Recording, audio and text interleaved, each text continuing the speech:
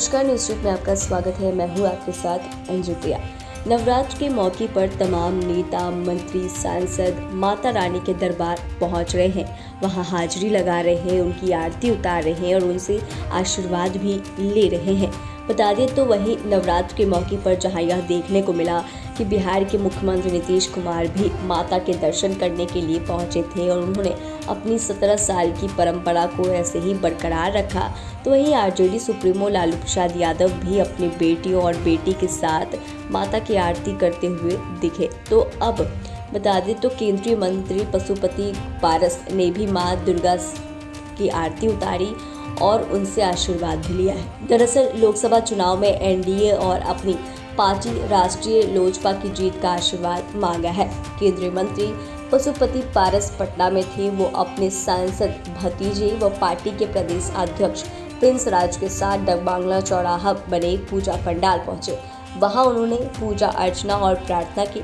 इसके बाद मीडिया से हुई बातचीत में उन्होंने कहा कि 2024 में लोकसभा का चुनाव है। मां से आशीर्वाद मांगा है कि अधिक से अधिक हम लोगों को सफलता दी जाए। वहीं राज्य में कराए गए जातीय सर्वे पर भी केंद्रीय मंत्री पशुपति पारस ने कहा कि बिहार सरकार के सर्वे रिपोर्ट को मैं नहीं मानता हूं, यह सचिवालय में बैठकर करवाया गया है। वहीं पासवान समाज की आबादी 10 साल पहले 7% थी, मगर इस सर्वे में 5.80% ही बता दिया है, जो गलत है।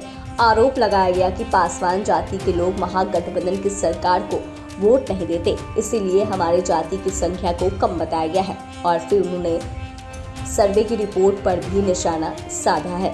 इस दौरान आपको यह भी बता दें कि जाति आधारित सर्वे को लेकर केंद्रीय मंत्री ने नीतीश सरकार को चुनौती भी दी। उन्होंने कहा कि मैं चैलेंज करना चाहता हूं कि मेरे घर की बात तो छोड़ दीजिए, हमारे पंचायत में भी सर्वे के लिए लोग नहीं आए। सचिवालय में बैठकर इसे तैयार किया गया है। यही कारण है कि शेड्यूल कास्ट की संख्या को घटाकर बताया गया है। मैं इसे नहीं मानता हूँ। फिर भी इस सर्वे के अनुसार बिहार में 22% आबादी शेड्यूल कास्ट की है। इसमें दलित और महादलित शामिल है। उन्होंने बिहार सरकार से मांग की कि आबादी और जाति के आधार पर आरक्षण मिलने चाहिए। चिराग पासवान से जुड़े एक सवाल का जवाब देते हुए उन्होंने कहा कि कौन क्या बोलता है ये मैं नहीं जानता हूँ। राजनीतिक भावना से प्रेरित होकर बोला होगा। दूसरी जाति को दलित में शामिल करना चाहिए, वैसे तो उसके हिसाब से आरक्षण भी मिलना चाहिए। फिर जिस जाति के लोग दलित या महादलित में आना चाहते हैं तो वो पहले सरकार को उसकी संख्या बढ़ानी चाहिए और फिर आरक्षण देना चाहिए। आपको मालूम है कि हाजीपुर सीट को लेकर इन दिनों कितना ज्यादा बवाल मचा हुआ है, जहां एक तरफ केंद्रीय मंत्री पशुपति पारस इस सीट को लेकर दावा कर रहे हैं, तो वहीं चिराग पासवान भी मानने को तैयार नहीं है, वो भी पीछे हटने को तैयार नहीं है। दरअसल चिराग पासवान ने हाजीपुर लोकसभा सीट को लेकर अपना अलग ही दावा ठोक रहे हैं और उम्मीदवार को लेकर भी बातें उन्होंने कई बार कही।